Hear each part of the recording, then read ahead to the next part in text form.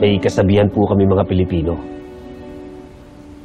na ang pagsasabi ng tapat ay pagsasamang maluwat. Hayaan niyo po sana akong tanungin kayo na sa ganun ay maiwasan natin ang hindi pagkakaintindihan at magkaunawaan tayo na maigi.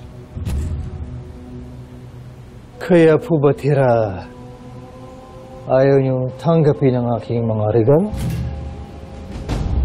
Ano po ang bumabagabag sa inyo? Colonel, ano ho ba ang inaasahan yung kapalit ng mga inihahandog niyong regalo? Kung para po yan sa ating pagkakaibigan, tatanggapin ko po yan. Pero kung higit pa po dun Nasa poder ninyo ang tunay na regalo. Ang inyong anak na si Teresita.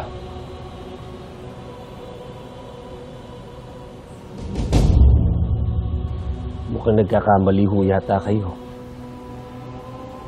Ang aking pong anak ay hindi isang regalo na kapalit ng mga pagkain na dala nyo. Hindi po ganong klaseng babae si Teresita. Hindi ko po siya ituturing na pamarit, kundi isang mataas na bituin na ibig ko rin maging parte ng aking mundo. Kung mamarapatin ninyo. At kung sakasakali po bang tanggihan ko kayo, tarakpin din po ba ako at ipahuhuli niyo sa inyong kempetay? Parurusahan dahil hindi ko na ibigay sa inyo ang inyong hinahangad.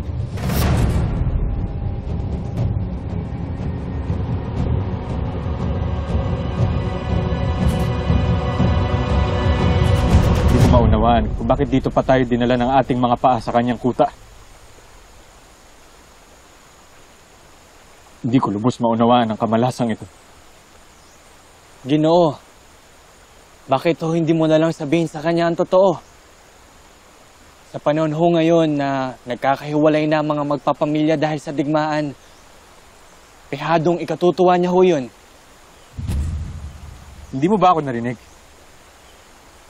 Kahit kailan ay hindi niya ako tinanggap bilang anak. Kaya bakit niya ako tatanggapin ngayon? Ayoko man siyang makasama, ngunit nandirito na tayo.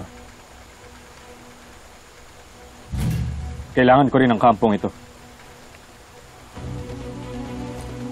Hindi tayo basta-basta makaalis dito. Kaya ipangako mo sa akin, Mario, na hindi mo to ipaalam sa kanya o kahit kanino man. Itong lihim na pinagtapat ko sa iyo, naiintindihan mo ba? Pangako, Ginoo. Makaasa ka.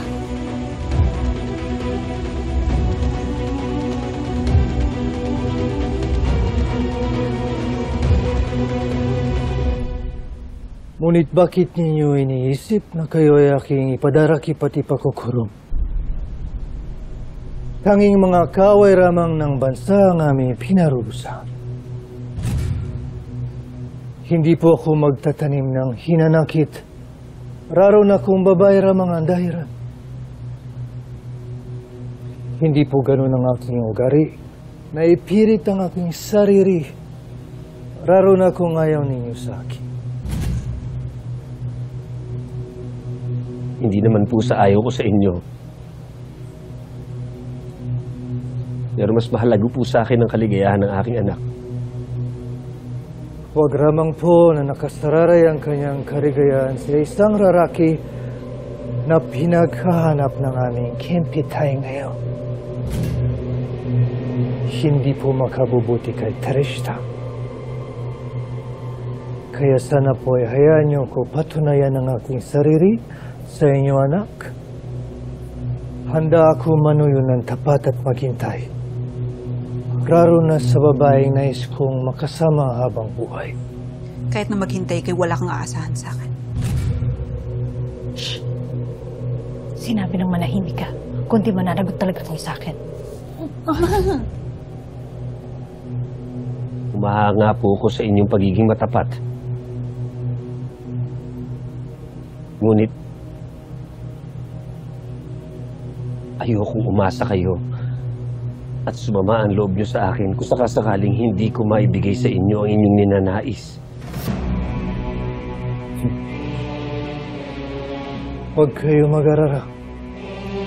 Kahit na ano mangyari, hindi ako magtatanim ng galit sa inyo, lalo na sa inyo, anak. Ang nais ko ramang ay magkaroon ako ng pagkakataon. Napatunayan na ako ay karapat-dapat sa inyo, anak. Yun ramang mo.